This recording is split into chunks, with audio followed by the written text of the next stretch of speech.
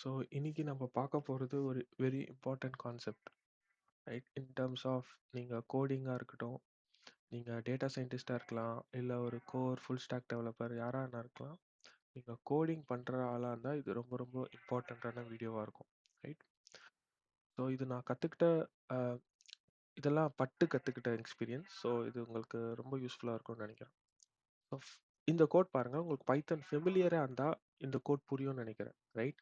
So even though இது mathematically சிம்பிளாக இருந்தாலும் இது புரியறதுக்கு ஒரு கொஞ்சம் டைம் எடுக்கும். ஏன்னா இந்த ஃபங்க்ஷனில் வந்து யூ ஹேவ் ஃபங்க்ஷன் நேம்னா யூஸ் பண்ணியிருக்கேன். அதுக்கு 2 inputs A and B. So இது ஏதோ ஒரு மேத்தமேட்டிக்கல் ஃபார்முலாவை கால்குலேட் பண்ணுது. ஓகே, ஸோ இதில் எதாவது இஷ்யூவாக இருந்தால் அது ஒரு எரர் ரைஸ் பண்ணலாம். அந்த எரர் ரைஸ் பண்ணுச்சுன்னா உங்களுக்கு வந்து சம்திங் வென்ட் ராங் அப்படின்ற அவுட்புட் வரும், ரைட்? ஸோ இதை அண்டர்ஸ்டாண்ட் பண்ணால் கொஞ்சம் டைம் எடுத்துது, ரைட்? இது வந்து ஒரு சின்ன இஷ்யூ, ரைட்? சின்ன இஷ்யூன்னு சொல்ல முடியாது, பெரிய இஷ்யூ. லெட்ஸ் சே இதில் ஒரு பக் இருக்குன்னா கூட இதை நீங்கள் ஃபர்ஸ்ட் இந்த கோடு எப்படி ஒர்க் ஆகுது கண்டுபிடிக்கவே உங்களுக்கு கொஞ்சம் டைம் ஆகும். அப்புறம் இதில் ஒரு பக் இருக்குன்னு கண்டுபிடிக்கிறதுக்கும் இன்னும் கொஞ்சம் டைம் ஆகும். ஸோ இந்த மாதிரி ப்ரோக்ராம் பேர் தான் cognitively strain program. So logically or syntactically இந்த ப்ரோக்ராம் கரெக்டாக இருந்தால் கூட ஃபெலோ ப்ரோக்ராமர்ஸ் இந்த கோடை படிக்கணும்னா, உங்களோட ஃப்ரெண்ட்ஸோ இல்லை உங்கள் பேர்ஸோ இந்த கோடை படிக்கணும்னா அவங்களுக்கு கொஞ்சம் கஷ்டமாக இருக்கும். பார்த்தோன்னே பட்டுன்னு புரியாது, கொஞ்சம் டைம் எடுக்கலாம், ரைட்?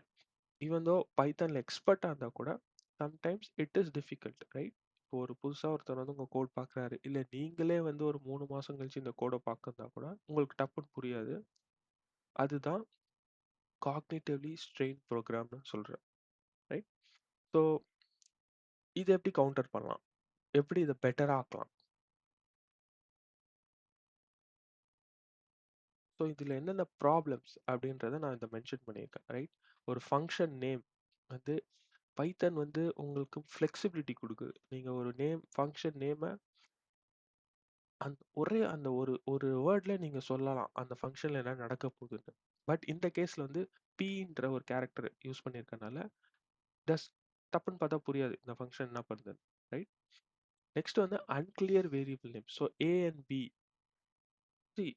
அகெயின் பைத்தன்ல இது அலோவ் பண்ணி இந்த கோட் நீங்கள் ரன் பண்ணீங்கன்னா ஆக்சுவலி ஒர்க் ஆகும். பட் ஸ்டில் இது புதுசாக ஒருத்தருக்கு புரியாது. ஏ அண்ட் பி ஏன்டா இது யூஸ் பண்ணுறாங்க. இது தவிர்த்து நீங்கள் வந்து ஆக்சுவல் இந்த ஏவோட சிமான்டிக் மீனிங் என்ன, ஆக்சுவலாக அதோட மீனிங் என்னன்றதை நீங்கள் யூஸ் பண்ணலாம். அந்த அந்த மீனிங் இண்டிகேட் பண்ணுற மாதிரி ஒரு வேரியபிள் நேம் நீங்கள் யூஸ் பண்ணலாம். ஸோ டாக்குமெண்டேஷன் இல்லை. ஸோ டாக்குமெண்டேஷன் ஒன்றும் இல்லை, நீங்கள் ஒரு டாக் ஸ்ட்ரிங் கிரியேட் பண்ணலாம். ஸோ இந்த ஃபங்க்ஷன் நேம் கொடுத்து ஆர்குமெண்ட்ஸ்லாம் கொடுத்ததுக்கப்புறம் நெக்ஸ்ட் லைனில் நீங்கள் டாக்குமெண்ட் ஸ்ட்ரிங் கிரியேட் பண்ணால் அது ஒரு சின்ன ஒரு ஸ்னிப்பெட் மாதிரி உங்கள் கோட் என்ன பண்ணுது அப்படின்றத நீங்கள் எக்ஸ்பிளைன் பண்ணலாம், ரைட்? நான் நெக்ஸ்ட் ஸ்லைடில் காமிப்பேன் அது டாக் ஸ்ட்ரிங் எப்படி இருக்கும்னு. பட் ஜஸ்ட் ஹாவ் அதோட இம்பார்ட்டன்ஸ் புரிஞ்சுக்கோங்க. புதுசாக அகெயின் நீங்களோ இல்லை புதுசாக யாராவது கோட் பார்க்குறத மாதிரி இருந்தால் அவங்களுக்கு அது படித்தாலே இந்த உள்ளே இருக்க கோடு என்ன எப்படி ஒர்க் ஆகுதுன்ற ஒரு ஐடியா கிடைக்கும், ரைட்?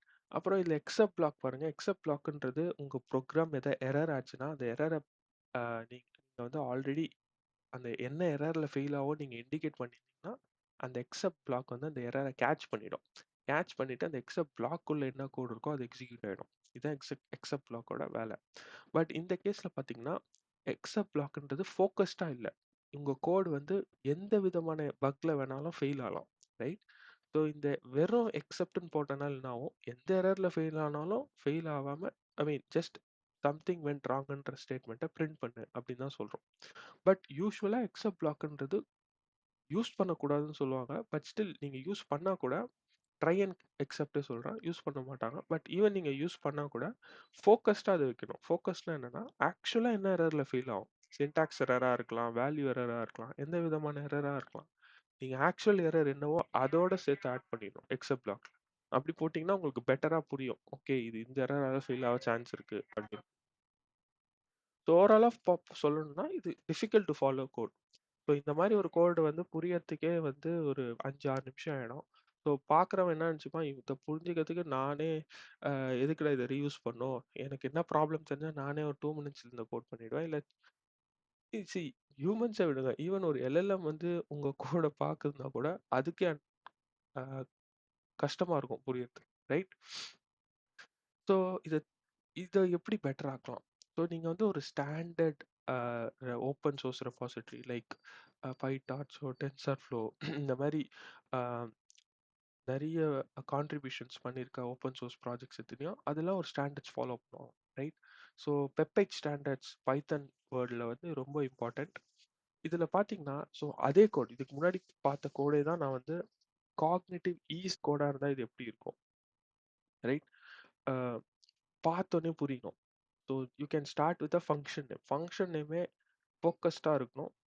நச்சுன்னு என்ன நடக்க போகுதுன்றத ஒரே வேர்ட்ல என்ன இந்த கேஸ்ல என்ன பண்ணணும்னா, நீங்க வந்து டிஸ்கவுண்டட் பிரைஸ் கால்குலேட் பண்றீங்க. அதுக்கு 2 இன்புட். பிரைஸும் குடுக்கணும், டிஸ்கவுண்ட்டும் குடுக்கணும்.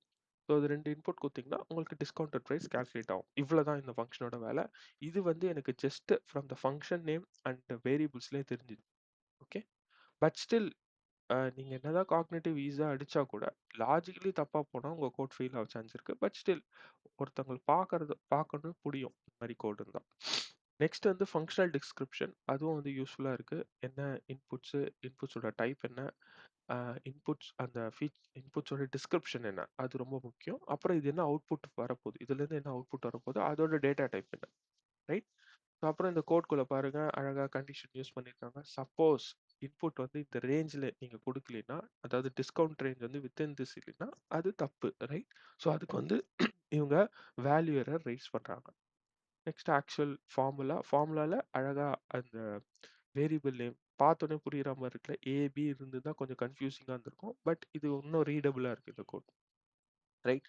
ஸோ இந்த மாரி கோட் தான் காக்னிட்டிவ்லி ஈஸ் கோட். நீங்க இந்த கோட் அடிச்சு நீங்க அடிச்சா கூட நீங்க ஒரு 3 மாசம் கழிச்சு இந்த கோட் பார்க்குறீங்கன்னா, இது புரியறதுக்கே உங்களுக்கு ஒரு 10 நிமிஷம் ஆகலாம். பட் இந்த கோட் பார்த்தீங்கன்னா 2 மினிட்ஸ். ரைட்? நீங்க அந்த டிஸ்கிரிப்ஷன் படிச்சாலே உங்களுக்கு புரிஞ்சிரும். மேபி 1 மினிட்லயே நீங்க கேப்சர் பண்ணிடலாம் இந்த கோட்ல என்ன நடக்குதுன்னு. ஸோ இதுதான் காக்னிட்டிவ்லி ஈஸ் கோட். ஸோ இது ரொம்ப ரொம்ப முக்கியம். இதெல்லாம் நெறைய அ பேருக்கு டீச் பண்ண முடியாது. இதெல்லாம் பழக பழக தான் வரும்.